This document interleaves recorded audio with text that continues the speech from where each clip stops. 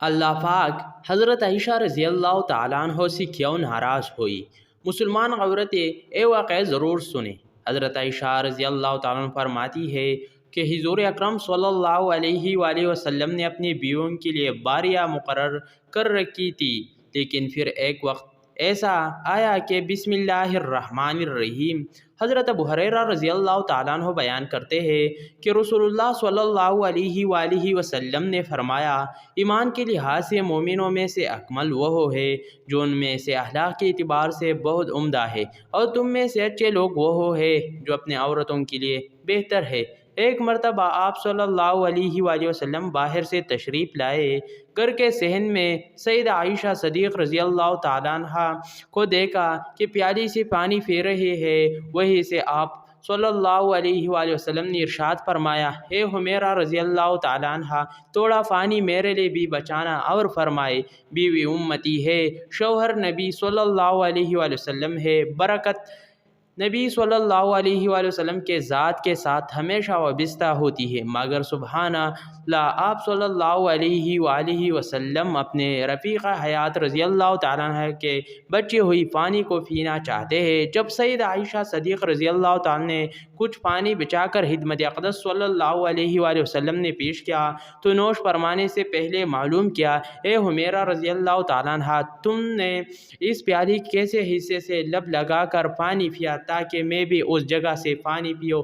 سیدہ عائشہ صدیق رضی اللہ تعالیٰ عنہ فرماتے ہیں کہ میں پانی پیتے یا ہڈی چوستے، پھر میں آپ صلی اللہ علیہ وآلہ وسلم کو دیتے تو آپ صلی اللہ علیہ وآلہ وسلم اسی مقام سے نوش فرماتے اور ہڈی سے گوشت نکال کر کھاتے جہاں سے میں پیتے یا کھاتے۔ بعض اوقات ازواج سے مطہرات رضی اللہ تعالیٰ عنہ ادھر ادھر کے قصے یا گزرے ہوئے واقعات بیان کرتی تو آپ صلی اللہ علیہ وآلہ وسلم برابر سماعت فرماتے رہتے، اور خود بھی کبھی اپنے واقعات سناتے۔ کھانے پینے میں ازواج سے مطہرات رضی اللہ تعالیٰ عنہ کو کوئی روک ٹوک نہیں تھی، جو دستیاب ہوتا اس میں سے جو چاہتے کھاتے اور جو چاہتے پہ۔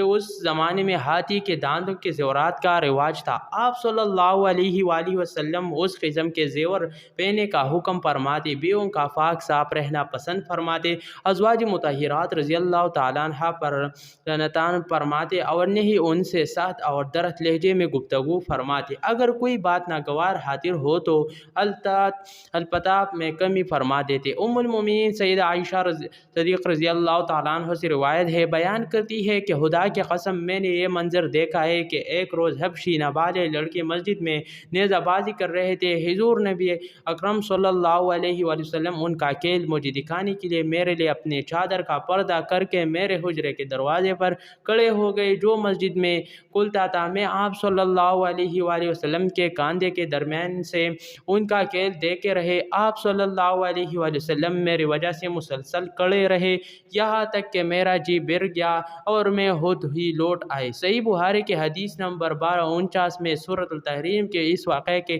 تفسیر ہے کہ جیسے عمومی طور پر واقع تحریم کہا جاتا ہے، اس حدیث میں حضرت عائشہ رضی اللہ تعالیٰ عنہ روایت کرتی ہے کہ رسول اللہ صلی اللہ علیہ وآلہ وسلم نے اپنا معمول بنایا ہوا تھا کہ آپ ہر روز سورج ڈالنے سے پہلے اپنی بیویوں سے ملنے جایا کرتے تھے۔ جتنا وقت ملتا اپنی بیویوں کے ساتھ گزارا کرتے اور پھر سورج ڈلنے کے بعد اپنے اس بیوی کے گھر چلے جایا کرتے جس کے اس دن بارے ہوتی تھی۔ بیویوں کے اس طرح سے باریاں تھے کہ ایک رات ایک بیوی کے گھر جایا کرتے اور دوسرے رات دوسرے بیوی کے گھر تشریف لے جایا کرتے۔ اسی طرح ہر بیوی کے لیے دن رات مقرر کیا ہوا تھا جو جس بیوی کے لیے مقرر تھا۔ نبی اکرم صلی اللہ علیہ وآلہ وسلم دن رات اسی بیوی کے حجرے میں گزارا کرتے۔ حضور اکرم صلی اللہ علیہ وآلہ وسلم کی بیویاں دو حصوں میں تقسیم تھی کہ ان کے کچھ بیویوں کا آپس میں تعلق زیادہ ہونے کی وجہ سے وہ ہر بات آپس میں شیئر کرنے کو زیادہ پسند کرتے تھے۔ ایک حصہ میں حضرت عائشہ رضی اللہ تعالیٰ عنہ، حضرت سودا رضی اللہ تعالیٰ عنہ، حضرت حفصہ، حضرت ام سلمہ رضی اللہ تعالیٰ عنہ، اور دوسرے ٹولی میں حضرت زینب بنت جحش اور باقی ساری بیویاں شامل تھیں۔ حضرت محمد صلی اللہ علیہ وآلہ وسلم روزانہ معمول کے مطابق اپنی بیویوں کے گھر جاتے اور آخر میں اس بیوی کے گھر چلے جاتے تھے جہاں رات رکنا ہوتا۔ ایک وقت ایسا آیا کہ نبی اکرم صلی اللہ علیہ وآلہ وسلم حضرت زینب بنت جحش رضی اللہ تعالیٰ عنہ کے گھر زیادہ وقت گزر لگے تو دوسری بیوی نے محسوس کیا کہ نبی اکرم صلی اللہ علیہ وآلہ وسلم ہماری نسبت حضرت زینب کے پاس زیادہ وقت گزارتے ہیں۔ ایک دن سب ایک اچھی ہوئی اور ایک دوسرے سے معلوم کرنے لگی کہ کیا وجہ ہے کہ نبی اکرم صلی اللہ علیہ وآلہ وسلم حضرت زینب کے گھر زیادہ وقت گزارتے ہیں، تو معلوم ہوا کہ حضرت زینب رضی اللہ تعالیٰ عنہ کے گھر کیسے رشتہ دار نے شوہد تحفہ بھیجا ہے، اور حضرت زینب رضی اللہ تعالیٰ عنہ وہ تحفہ روزانہ حضور اکرم صلی اللہ علیہ وآلہ وسلم کی خدمت میں پیش کرتے ہیں، جو کہ نبی اکرم صلی اللہ علیہ وآلہ وسلم کو شہد بہت زیادہ پسند ہے۔ اس شہد کو مزے مزے سے پینے میں نبی اکرم صلی اللہ علیہ وآلہ وسلم زیادہ وقت لگا دیتے۔ اس وجہ سے حضرت محمد صلی اللہ علیہ وآلہ وسلم کا زیادہ وقت حضرت زینب کے گھر گزرتا رہا۔ حضرت عائشہ رضی اللہ تعالیٰ عنہ، حضرت سودا رضی اللہ تعالیٰ عنہ اور حضرت حفصہ رضی اللہ تعالیٰ عنہ کے پاس تشریف لائے اور فرمانے لگی کہ حضرت محمد صلی اللہ علیہ وآلہ وسلم حضرت زینب کے گھر زیادہ وقت لگاتے ہیں، اس وجہ سے ہم نبی اکرم صلی اللہ علیہ وآلہ وسلم کے وقت سے محروم رہ جاتی ہے۔ کوئی ایسے بات بتاؤ جس کی وجہ سے محمد صلی اللہ علیہ وآلہ وسلم حضرت زینب کے گھر وقت کم دیا کرے۔ انہوں نے آپس میں یہ سوچا کہ جب نبی اکرم صلی اللہ علیہ وآلہ وسلم ہمارے پاس آئیں گے تو ہم سب نبی اکرم صلی اللہ علیہ وآلہ وسلم سے ایک ہی بات کہیں گے کہ اے حضور آپ کہاں تھے؟ اتنی دیر ہو گئی، ہم آپ کا انتظار کر رہے تھے۔ جب نبی اکرم صلی اللہ علیہ وآلہ وسلم اس کا جواب دیں گے تو ہم سب یہ کہیں گے، اے اللہ کے نبی، آپ صلی اللہ علیہ وآلہ وسلم سے معافیر کے پھول کی بو آ رہی ہے، ایسا لگ رہا ہے کہ آپ معافین کے پھولوں کا رس پی کر آئے ہیں۔ اور نبی کریم صلی اللہ علیہ وآلہ وسلم کی عادت تھی کہ آپ کو کیسے قسم کی بھی وہ ہو بالکل پسند نہ تھی۔ آپ صلی اللہ علیہ وآلہ وسلم سے ہمیشہ خوشبو کی آیا کرتے تھے۔ جب نبی اکرم صلی اللہ علیہ وآلہ وسلم حضرت حفصہ رضی اللہ تعالیٰ عنہ کے پاس تشریف لائے تو انہوں نے پوچھا، اے اللہ کے نبی، آج کافی دیر سے آئے ہیں، سب ٹھیک تو ہے؟ تو اس کا جواب دیتے ہوئے نبی کریم صلی اللہ علیہ وآلہ وسلم نے فرمایا، میں زینب کے گھر سے شہد پی کر رہا ہوں۔ حضرت عائشہ رضی اللہ تعالیٰ عنہ، حضرت سودا رضی اللہ تعالیٰ اور ام سلمہ رضی اللہ تعالیٰ نے نبی اکرم صلی اللہ علیہ وسلم کو کہا، یہ اللہ کے نبی، آپ کے مبارک سے معافیر کے پھولوں کو بو آ رہی ہے۔ ان کو معلوم تھا کہ نبی اکرم صلی اللہ علیہ وآلہ وسلم ذرا سے بھی بو کے پسند نہیں کرتے، وہ کوئی ایسی چیز کے پاس نہیں جاتے جس سے ذرا سے بھی بو آنے کا خدشہ ہو۔ چنانچہ حضور اکرم صلی اللہ علیہ وآلہ وسلم سب سے آخر میں حضرت حفصہ رضی اللہ تعالیٰ کے پاس پہنچے۔ جب انہوں نے بھی یہی کہا کہ آپ سے معافین کے بو آ رہی ہے تو حضرت محمد صلی اللہ علیہ وآلہ وسلم نے حضرت حفصہ رضی اللہ تعالیٰ کے سامنے قسم کھا کر فرمایا کہ آج کے بعد میں کبھی شہد استعمال نہیں کروں گا۔ یہ بات کرتے ہوئے نبی اکرم صلی اللہ علیہ وآلہ وسلم نے حضرت حفصہ رضی اللہ تعالیٰ عنہ کو فرمایا کہ جو میں نے قسم کھائی ہے اس کے بارے میں کسی کو مت بتانا، چونکہ نبی کریم صلی اللہ علیہ وسلم ان ازواج کا مقصد سمجھ گئے تھے، اس لیے آپ نے قسم کھا لی کہ آپ نے صرف حضرت زینب بنت جحش سے بلکہ عام طور پر بھی شہرت کا نوش نہیں فرمائیں گے۔ اپنے قسم کے متعلق کسی سے بھی ذکر نہ کرنا، لیکن حضرت حفصہ رضی اللہ تعالیٰ نے یہ بات حضرت عائشہ رضی اللہ تعالیٰ عنہ کو بتا دی۔ حضرت محمد صلی اللہ علیہ وآلہ وسلم کو کہ اس راز کو بیان کرتے ہوئے اللہ تعالیٰ نے سورۃ تحریم میں فرمایا، سورۃ قرآن پاک کے 28ویں پارے میں ہے، جس کا ترجمہ یہ ہے، اے نبی، آپ اس چیز کو اپنے لیے کیوں حرام کر رہے ہیں جس چیز کو اللہ نے حلال کیا ہے؟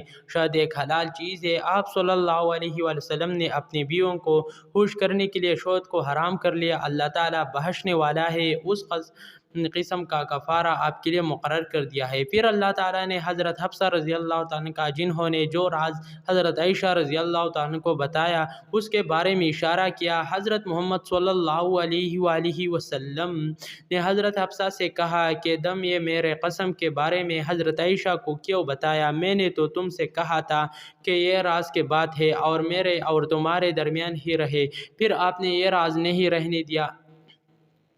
حضرت محمد صلی اللہ علیہ وآلہ وسلم نے اشارہ حضرت حفصہ کو بتایا کہ تم نے راز کو راز نہیں رہنے دیا۔ پھر حضرت حفصہ رضی اللہ تعالیٰ نے حضرت محمد صلی اللہ علیہ وسلم سے پوچھا، کیا آپ کو کس نے بتایا کہ میں نے راز کو راز نہیں رہنے دیا؟ نبی کریم صلی اللہ علیہ وآلہ وسلم نے حضرت حفصہ کو فرمایا، مجھے میرے رب کائنات نے بتایا کہ حفصہ نے راز کو راز نہیں رہنے دیا۔ اس نے حضرت عائشہ کے سامنے اس کا ذکر کر دیا ہے۔ اب اگر تم دونوں اللہ کے بارگاہ میں توبہ کر لو تو اللہ معاف کرنے والا ہے، اللہ تم دونوں کو معاف فرما دے گا۔ اگر تم اپنے ضد پر اڑے رہو گے تو اللہ تعالیٰ تم پر سخت ناراض ہوں گے۔ اللہ تعالیٰ اور اس کے فرشتے میرے مددگار ہیں۔ تو تحریم آیات 1 تا 5 میں اللہ پاک اس واقعہ کو یوں فرماتا ہے، اور یاد کرو جب نبی نے اپنے بعض عورتوں سے ایک پوشیدہ بات کہی، بس جب اس نے اس بات کی خبر دی اور اللہ نے اپنے نبی کو اس بات پر آگاہ کر دیا تو نبی نے تھوڑے سے بات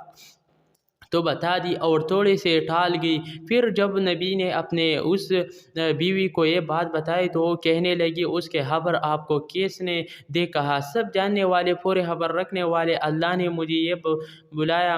یہ نبی کے دونوں بیویوں، اگر تم دونوں اللہ کے سامنے توبہ کر لو تو بہتر ہے، یقیناً تمہارے دل جھک پڑیں گے، اور اگر تم نبی کے خلاف ایک دوسرے کی مدد کرو گے بس یقیناً اس کا کارساز اللہ ہے اور جبرائیل ہے اور نیک اہل ایمان اور ان کے علاوہ فرشتے بھی مدد کرنے والی ہے۔ اس کے بعد حضرت حفصہ اور حضرت عائشہ رضی اللہ تعالیٰ نے اپنے غلطی تسلیم کرتے ہوئی اللہ پاک سے توبہ کی، اور پھر اللہ کے نبی نے اپنے قسم کا کفارہ ادا کیا۔ اگر یہ کوئی عام بندہ بات کہہ دیتا تو اس کا کسی بھی قسم کا کوئی فرق نہ پڑتا، لیکن نبی اکرم صلی اللہ علیہ وآلہ وسلم تو اللہ کے نبی ہے، ان کے ہر ایک بات منہ سے نکلی ہوئی سچ اور حق ہوتی ہے۔ اگر اللہ پاک نبی کے اس قسم پر کفارہ مقرر نہ کرتے تو یہ رہتے دنیا تک شہد پینا مردہ فرما دیا جاتا ہو۔ اللہ تعالیٰ نے نبی اکرم صلی اللہ علیہ وآلہ وسلم کو اس لیے قسم کھانے کا کفارہ مقرر کیا کہ اگر میں کسی چیز کو حلال کرنے والا ہوں تو آپ صلی اللہ علیہ وآلہ وسلم اس کو حرام کیوں کر رہے ہیں؟ سورہ نجم میں اس طرح حکم آیا ہے کہ میرے نبی اپنی مرضی کے مطابق بات نہیں کرتے، وہ وہی لوگوں کے سامنے بیان کرتے جس کا میں حکم دیتا ہوں۔ آپ اپنی بیویوں کو خوش کرنے کے لیے ایسا ہرگز نہ کریں جیسے کہ حاضر بھی حلال کو حرام نہ کرو اور حرام کو حلال نہ کرو، نہ اپنے منہ سے ایسے الفاظ کہو اور نہ ہی اس پر عمل کرو۔